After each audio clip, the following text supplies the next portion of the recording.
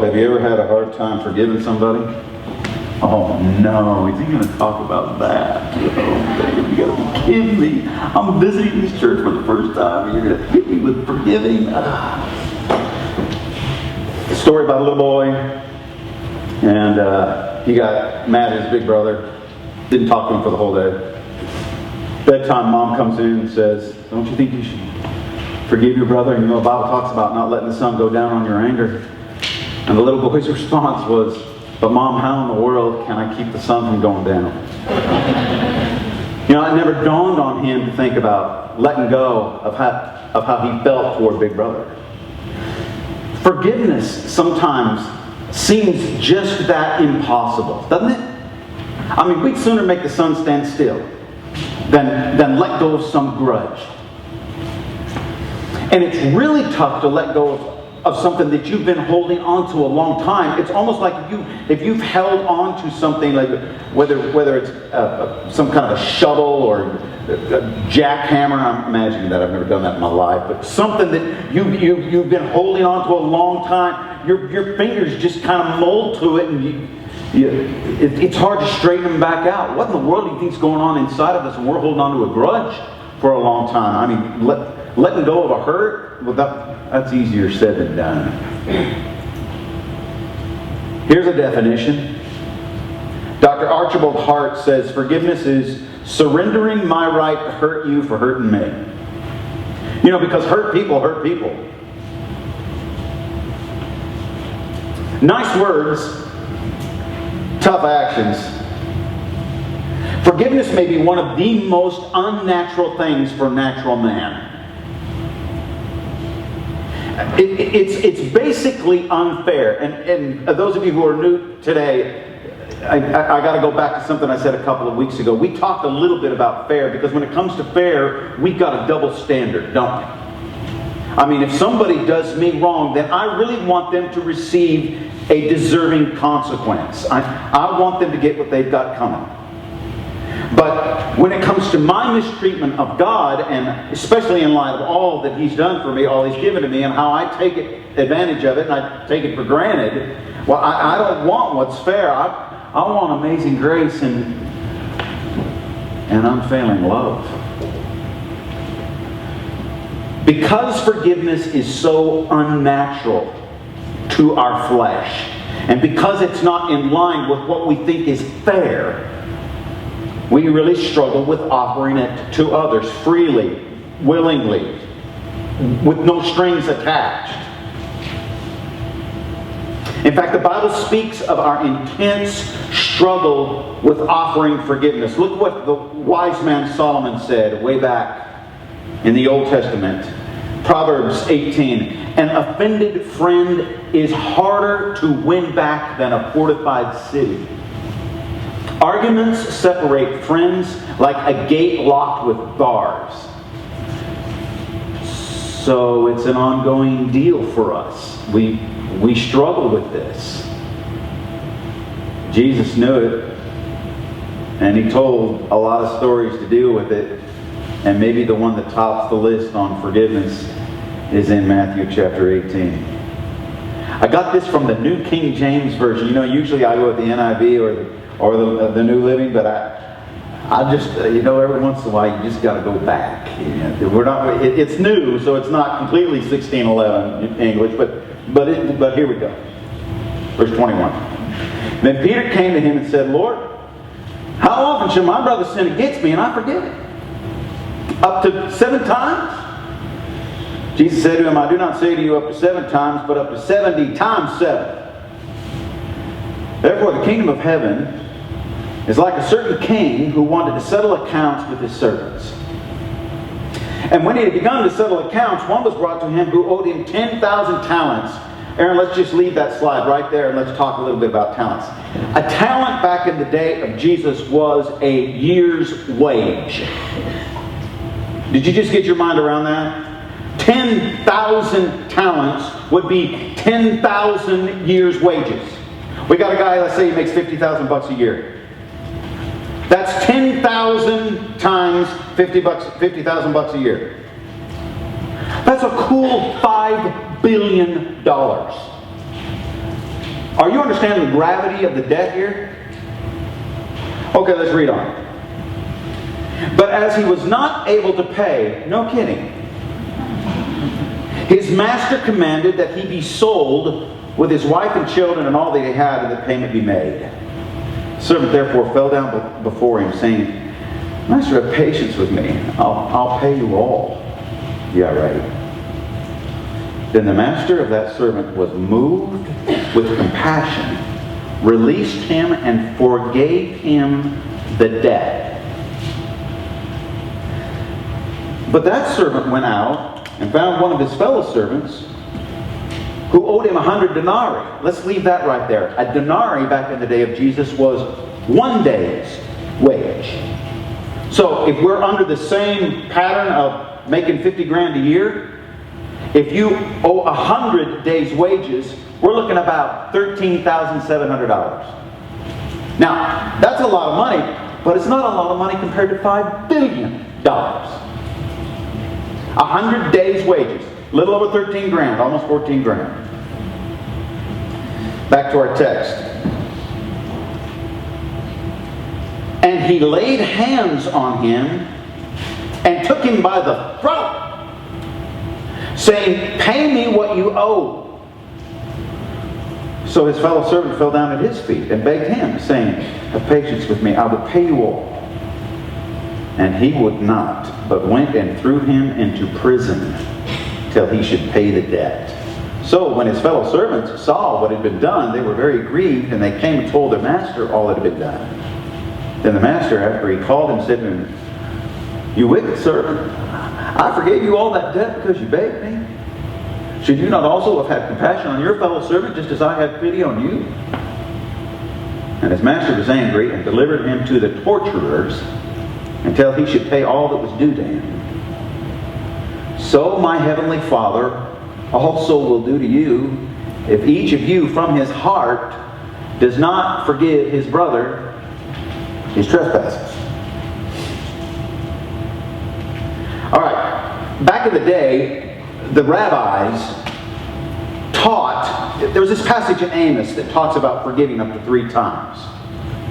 That wasn't, the intent of that passage in the Old Testament was not saying that's what you're supposed to do, but the rabbis just kind of made that conclusion on their own, and they said, you are to forgive up to 3 times. And they, in error, taught that that's how many times God forgives man.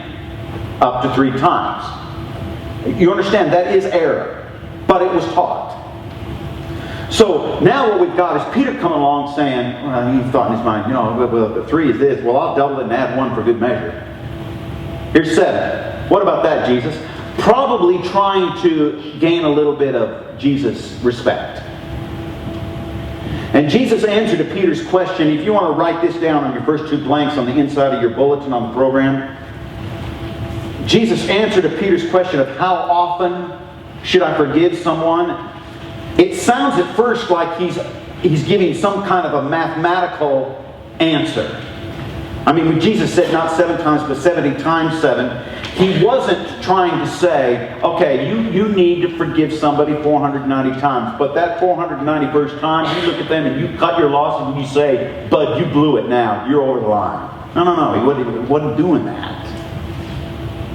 Now, granted, if we do something 490 times, we will set a bit of a precedent, and I think that will change some of our behavior. Can you say habitual beings? Yeah. We do something that many times. You do something 500 times, it's pretty much going to be ingrained in your psyche. That's going to be you. But that's not the point that Jesus was making. He was telling Peter that my Father's forgiveness, God didn't invent this, He embodies it. He is a forgiving God. Crazy. The nature of our God is to forgive with no limit. There's no end. Anyone who follows Jesus has taken up this banner to offer endless forgiveness. It is contrary to our fleshly nature, but it's the banner that we hold high. We're in the forgiving business. We're called to be professional forgivers. That's our deal. I love the definition of forgiveness from the Grief Recovery Institute. Look at this. This is perfect.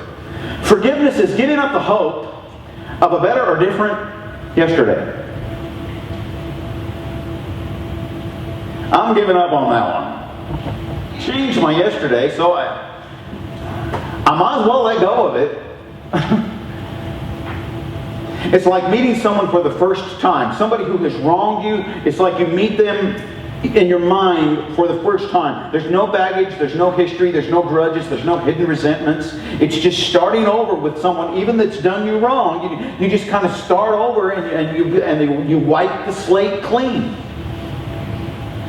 You guys, this lady that was the founder of the Red Cross, this Clara Barton, she was really amazing. She had a friend one time come up to her and remind her of some vicious deed that was done against her by another person. This friend was asking her to, kind of describe her feelings and remember that. And Clara Barton said, I don't know what you're talking about. And the friend pressed and said, no, don't you know what I'm talking about. You don't forget something like this. Don't you remember? And Clara Barton's response was, no, I distinctly remember forgetting it.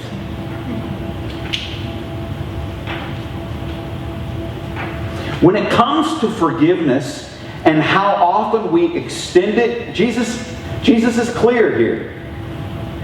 Always. Forgiveness is extended always. There are no exceptions. It is offered freely. It is offered unconditionally. It is offered irregrettably. There are no regrets that accompany forgiveness. It's just done. So the second question with how come? How did we come to the conclusion of endless forgiveness? Well, we had a debt that we couldn't pay that was paid. C.S. Lewis said, to be a Christian means to forgive the inexcusable because God has forgiven the inexcusable in you. And you guys, spiritually speaking here, we're all together in this. Spiritually speaking, we all have this one thing in common. We are, every one of us, utterly bankrupt before God. We've got nothing.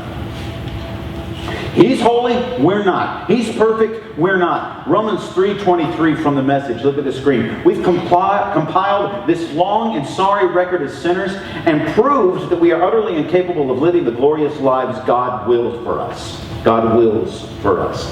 That's the human condition. So, God steps in and did for us what we could never do for ourselves. Now let me read that text again with the first word and the verse that follows it. Since we've compiled this long and sorry record as sinners and proved that we are utterly incapable of living the glorious lives God wills for us, God did it for us.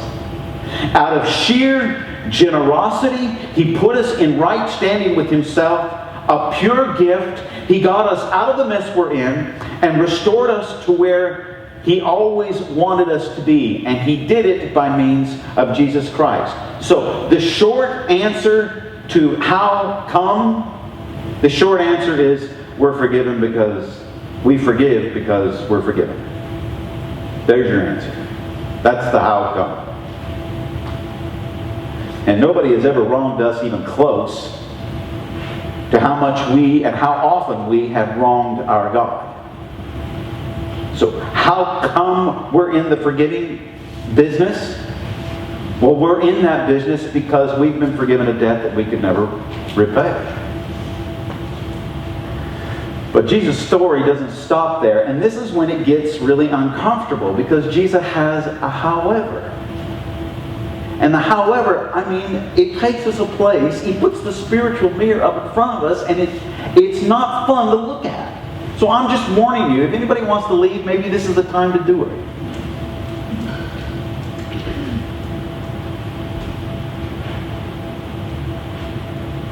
Learning how to be professional forgivers is not something we arrive this side, on this earth. That is forever in process.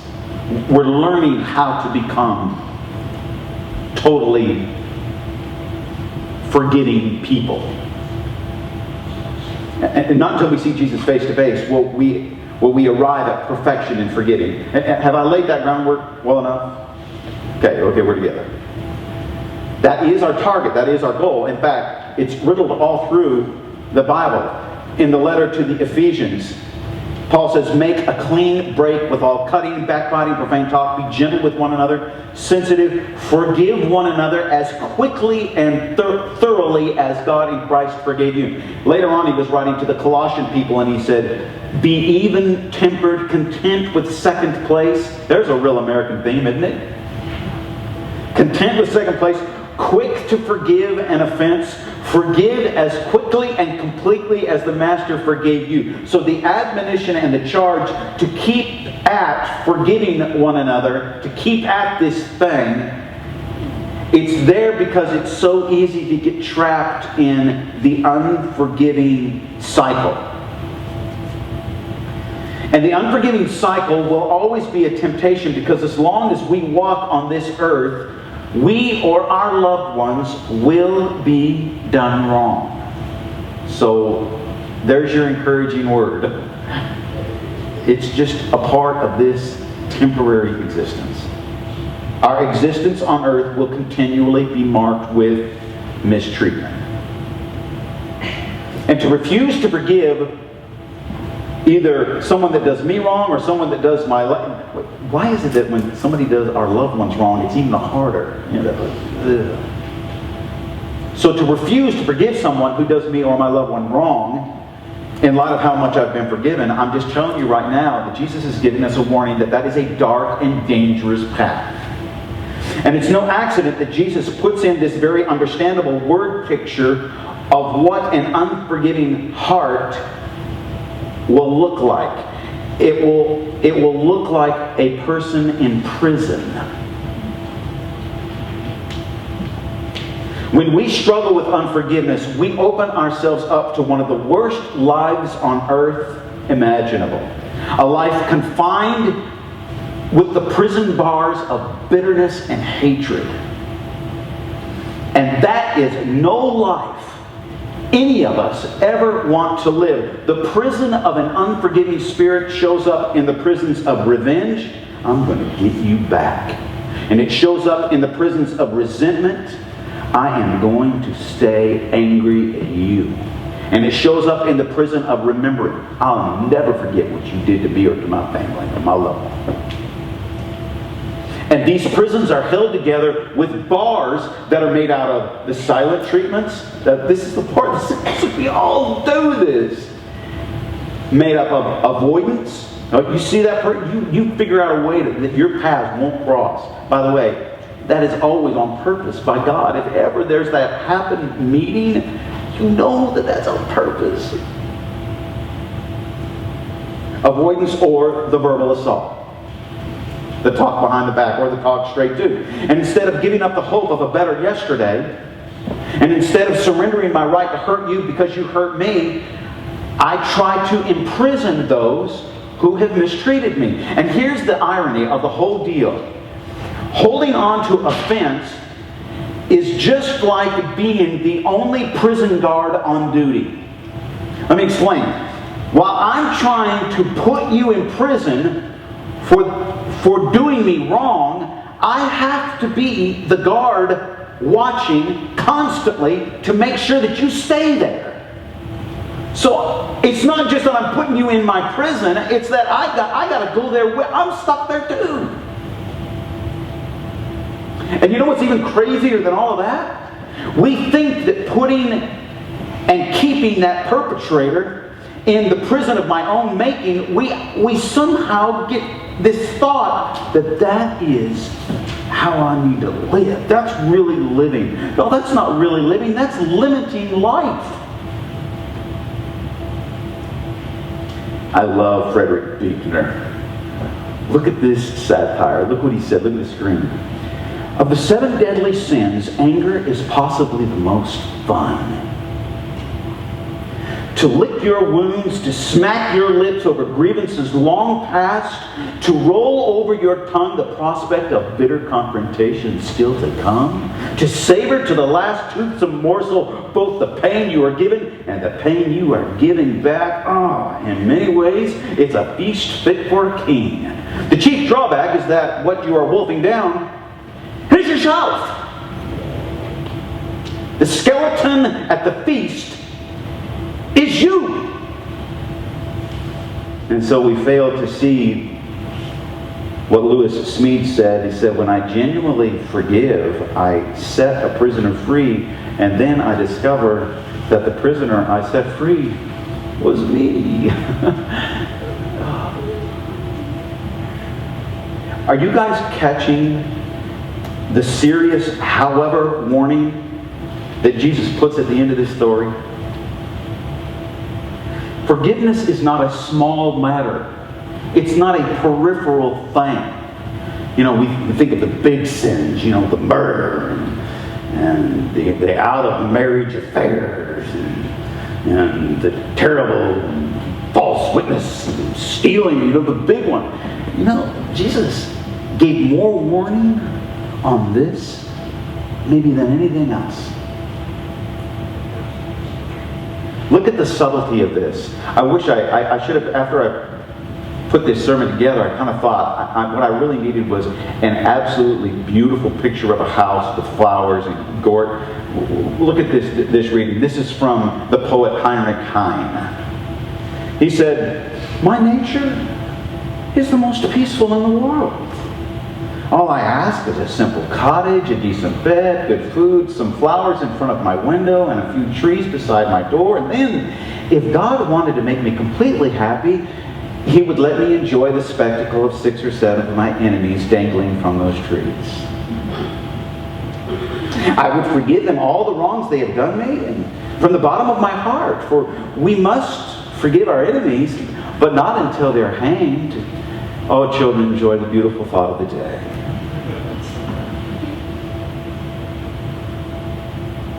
Y'all, we cannot be deceived on this. We cannot. If an unforgiving spirit is left unchecked, we stand the grave risk of living out our lives in a spiritual prison, in a bondage that will ruin us. Ruin us. The better plan would be to cut quick any hint or sign of unforgiveness. Cut it down before it has a chance to root and grow. Just get rid of it.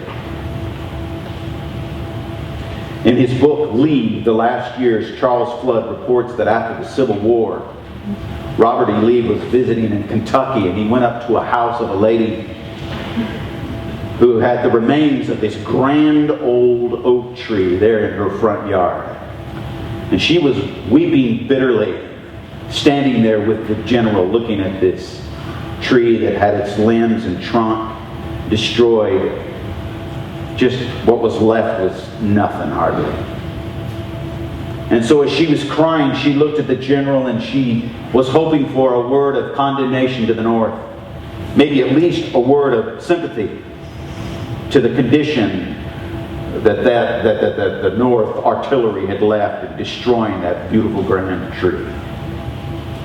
And after a brief moment of silence, General Robert E. Lee looked at that lady and he said, "Cut it down, dear madam.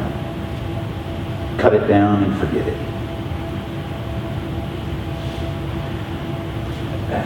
Have you got some stuff that you just need to cut down and forget, and let's move on? Let me end with a story.